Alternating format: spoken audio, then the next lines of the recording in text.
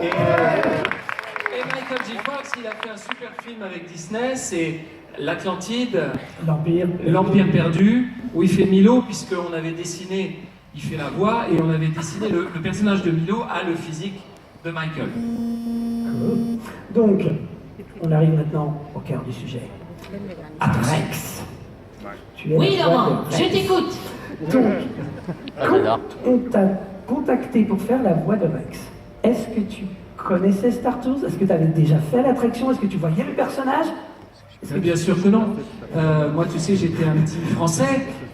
J'avais pas à l'époque les moyens de voyager. J'ai entendu tout à l'heure, parce que je me suis instruit ce soir, j'ai entendu tout à l'heure que la première attraction c'était 87. Hein. Moi j'étais en France, et puis j'étais jeune, et puis j'étais un jeune comédien. Donc quand on m'a appelé pour faire une séance voix, et on m'a dit voilà, il va y avoir un grand parc Disney qui va s'ouvrir en France. Ah super, génial. Et il y a quelque chose qui pourrait te correspondre. J'avais commencé à faire beaucoup de voix de dessins animés ici.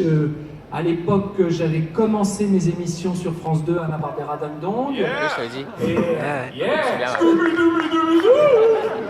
Et donc, ils m'ont appelé parce que dès qu'il y a une petite voix à faire, on est quelques-uns. Et je me suis retrouvé dans un studio, mais tu sais, c'est... Alors, attention. Moi, quand on pense enregistrement de voix, je t'imagine avec le grand casque sur les oreilles, avec une grande table, un écran géant, bah là, et les images qui sont diffusées.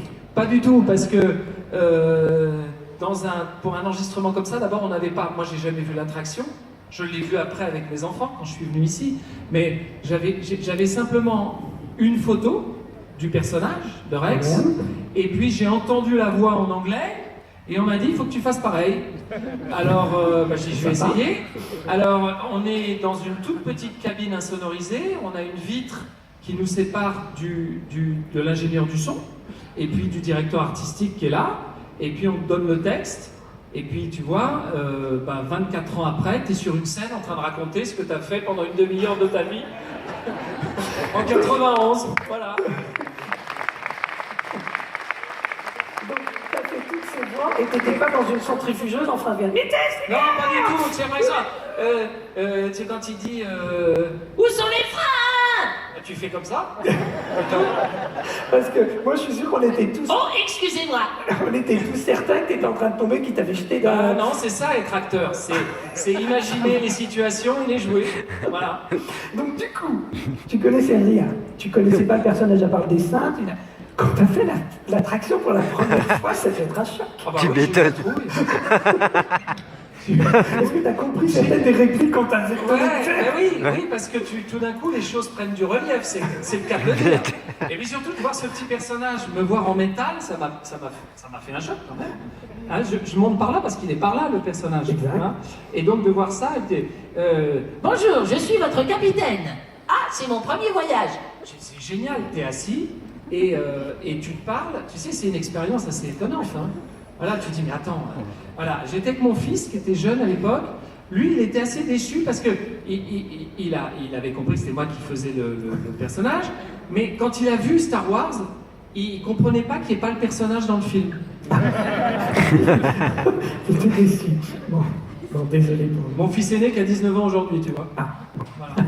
il a compris maintenant. Ça y est, il a figé. Il fait des études de cinéma d'ailleurs. Ah, il est Tu pas vois, rancunier. voilà. Cool. Il est tombé dans la marmite quand il était petit. Oh là là. Compris. Oh là là. Alors, quel est ton moment préféré de l'attraction ici à Disneyland Paris? Tu peux répéter la question? Ton moment préféré de l'attraction Star Tours ici à Disneyland Paris? Ce personnage, il est super marrant parce que il fait que des bourdes. C'est ça que j'aime bien. C'est toutes les petites bourdes qu'il peut faire.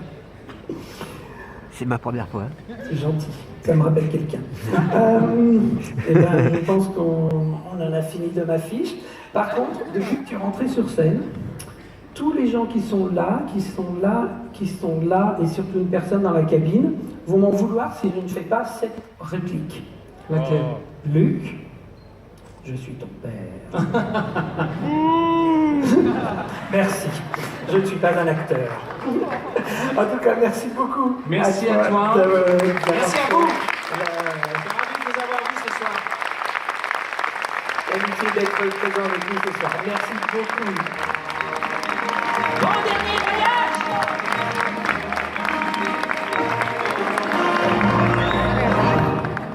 Donc voilà, on a fait quand même le tour de la question, la création, les décors, les détails, les voix, les personnages. Et il nous manque, pour finir cette soirée en beauté, que je sorte une autre carte sur laquelle il y a des statistiques que je n'ai pas apprises.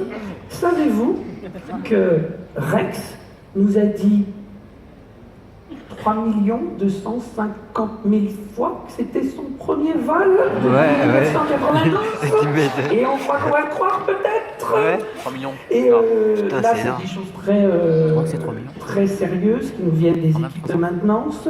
Les Star Speeder, 24. depuis 1992, ont effectué en vitesse lumière 9 750 milliards de kilomètres. Alors, je ne sais pas où ils sont maintenant, mais ça fait loin quand même.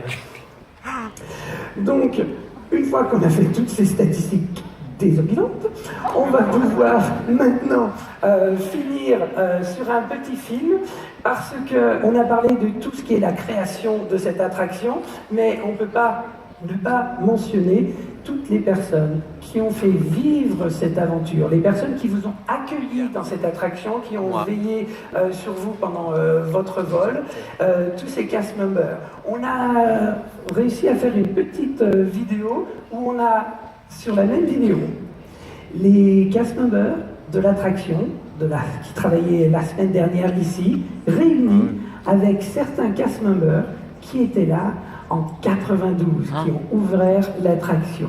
Donc, pour finir cette soirée, je vous laisse en compagnie donc, de ces cast members, les tout premiers et les tout derniers de Star Tours.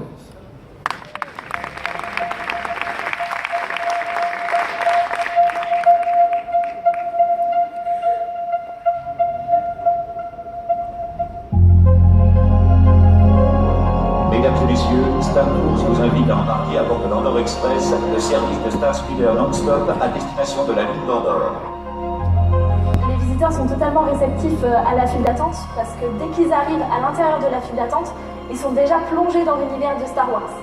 Donc ils arrivent, ils voient R2D2, C3PO. La cabine, le X-Wing Fighter à l'entrée, tout de suite on est plongé dans l'ambiance. C'est ce qui m'attire, c'est l'univers Star Wars. Mon endroit préféré sur l'attraction, c'est au Tourniquet, à l'accueil des visiteurs dans l'astroport. La tour de contrôle, c'est vrai que c'est une position très importante dans l'attraction parce qu'on vérifie toute la sécurité, tous les vols qui partent vers Andorre. Beaucoup de boutons, on a l'impression vraiment de gérer les départs dans l'espace. C'est très impressionnant.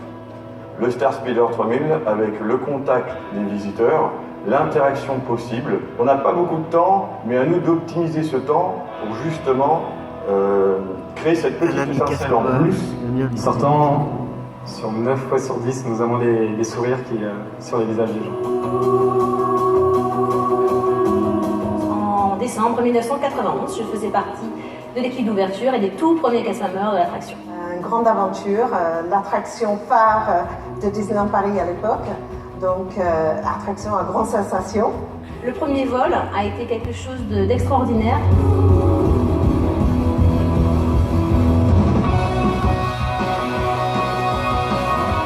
Comment vous réalisez la vitesse de la lumière? Le passage qui marque le plus les visiteurs et qui me marque également particulièrement, c'est vraiment la vitesse lumière.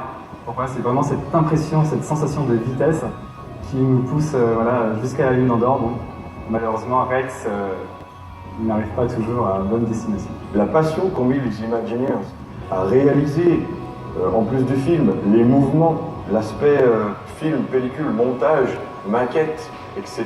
Les anciens effets spéciaux, ça plaît encore. Il y a beaucoup d'enfants qui viennent, ils ont vu le nouveau film de Star Wars, ils sont super fans, ils ont hâte de venir sur l'attraction. J'ai déjà croisé des visiteurs fans, ça on peut le dire. C'était un père de famille avec ses deux enfants qui sont arrivés à l'extérieur de l'attraction. Je vois R2D2, C3PO tatoué sur les mollets.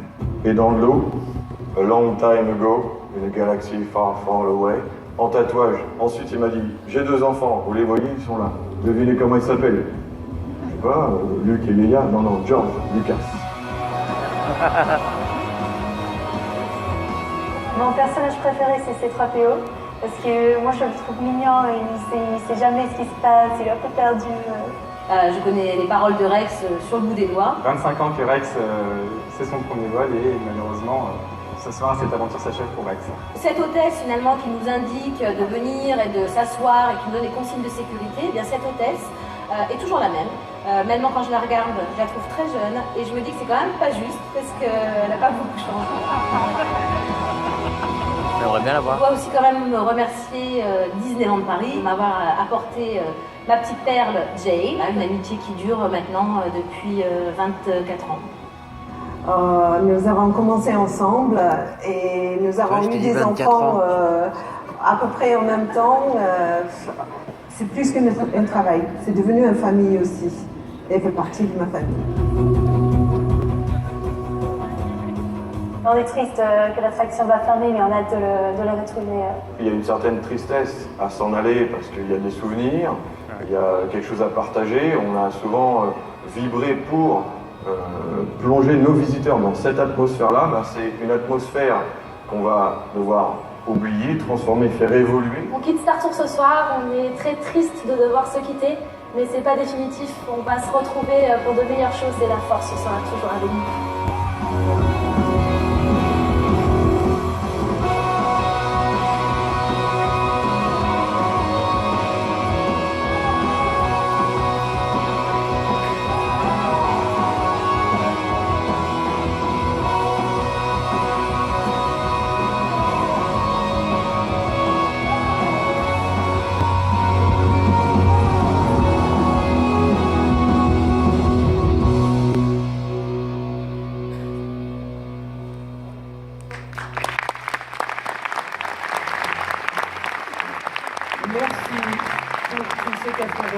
Toutes ces années qui ont accueillis. Merci à vous pour cette soirée, être resté ici en notre compagnie. Et merci surtout aux deux personnes qui ont eu le courage de venir sur scène avec moi pour animer cette soirée. Patrice et Luc. Patrice Giraud et Luc Hamet.